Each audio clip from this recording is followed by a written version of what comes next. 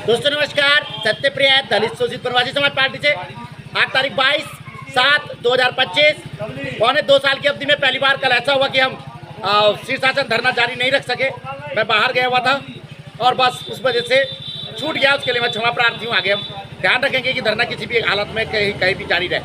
दोस्तों आप जानते ही हैं कि 2006 के रेल बम कांड का वो आ चुका है हाई कोर्ट का फैसला, जिसमें सभी 12 आरोपियों को कोर्ट ने बाइज्जत बरी कर दिया है। ये बेहद आघातकारी है, बेहद जिसको कहिए क्या विचारणीय प्रश्न है कि आतंकवाद के प्रति हमारी जो पॉलिसी है, जो जांच एजेंसियां हैं, जो न्याय की व्यवस्था है, वो कैसे काम करती है और क्या वो सोचती है आतंकवाद के मुद्दों पर। सभी जिम्मेदार हैं इसमें। माननीय हाईकोर्ट ने आरोपियों को बरी करते हुए कहा, उन आरोपियों को जिनको निचली अदालत ने पाँच को फांसी की सजा दी और 7 को जो है आजीवन कारावास की सजा दे चुका था। हाई कोर्ट ने पलटते हुए कहा कि ये प्रश्न विचारणीय है कि ATS जिस धमाके की बात करती है, प्रेशर कुकर धमाकों की बात करती है, वो सिद्ध नहीं कर सकी कि वहाँ पे प्रेशर कुकर के कोई अवशेष पाए गए। यानी आपने अपने आप ही बितंगड़ा खड़ा, कोर्ट का कहना क्या है, आपने अपने आप ही बितंगड़ा खड़ा किया और किसी निर्दोष को फंसा दिया।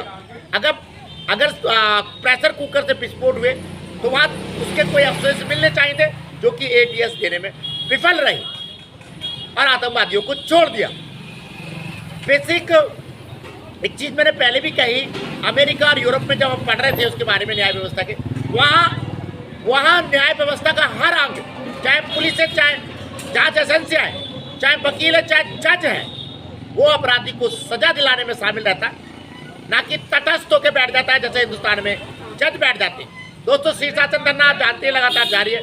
जनहित याचिकाओं के लिए जनहित याचिका मैं एक बार फिर दोहरा दूँ, स्कूली शिक्षा में जाति सूचक शब्दों में कड़ाई से रोक, अम्बेडकर जी को आधिकारिक राष्ट्रपिता घोषित किया जाए, गौतम अदानी, मुकेश अंबानी और रतन टाटा जी को भारत रत्न दिया जाए। यूट्यूब चैनल आप जानते हैं सत्यप्रिय सक्सेना के नाम से, लगता है बढ़ाइएगा, सब्सक्राइब कीजिएगा। तो बात उस फैसले की हो रही है माननीय हाईकोर्ट के, जिसमें वो सभी आतंकवादियों को छोड़ देता है, न सिर्फ छोड़ता है, जांच एजेंसियों पर भी कड़ी टिप्पणी करता है। अब हम कैसे आतंकवाद से लड़ेंगे जब हमारी जांच एजेंसियां ही अपने ही बनाए मामले को सिद्ध करने में विफल हो जाती है। सरकार को जरूर सोचना चाहिए, एक ऐसी सटीक व्यवस्था जांच की होनी चाहिए जहां आतंकवादियों को तो खास तौर से हर अपराधी को उसके की सजा मिल सके। विचारणीय प्रश्न है, माननीय कोर्ट भी सोचे।